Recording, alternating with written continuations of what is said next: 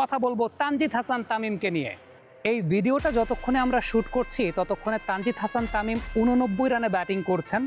তবে তানজিদ তামিম এই মুহূর্তের শুটিং পর্যন্ত যে 89 রানে ব্যাটিং করছেন তার মধ্যে ওয়াগন হুইলটা যদি আপনি একটু লক্ষ্য করে দেখেন, তার ব্যাকওয়ার্ড পয়েন্ট অঞ্চল দিয়ে সবচাইতে বেশি রান, থার্ড ম্যান অঞ্চল দিয়ে রান, বিহাইন্ড দ্য স্কোয়ার তিনি অনেক রান করেছিলেন। ব্রিলিয়ান্ট বোলারদেরকে মোকাবেলা করার জন্য তানজিদ তামিমের মতো ওপেনিং ব্যাটার প্রয়োজন।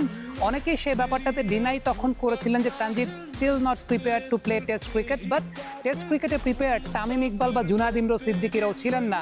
কিন্তু নিউজিল্যান্ডের মাটিতে তারা একটা রেকর্ড পার্টনারশিপ গড়েছিলেন, কারণ এই টাইপের কন্ডিশনগুলোতে you need players who can play their shots. অনেকেই তো এই টেস্ট ম্যাচ বাংলাদেশকে 2 দিনে হারিয়ে দিচ্ছিলেন যে স্টার্কের সামনে দাঁড়াতে পারবে না। এখন তানজিদকে কেন আমি টেস্ট ক্রিকেট খেলাতে চেয়েছি সব সময়, অনেকেই আমি জানি তানজিদ যদি আজকে রান না করতেন ফেসবুকে মিম ম্যাটেরিয়াল আমি হতাম, আমার চেহারার মধ্যে জোকারের ছবি বসানো হতো, এই থাম্বনেল নিয়ে বিজনেস করা হতো বিভিন্ন গ্রুপে। বাংলাদেশে তো এগুলো করে আপনারা অনেক মজা পান।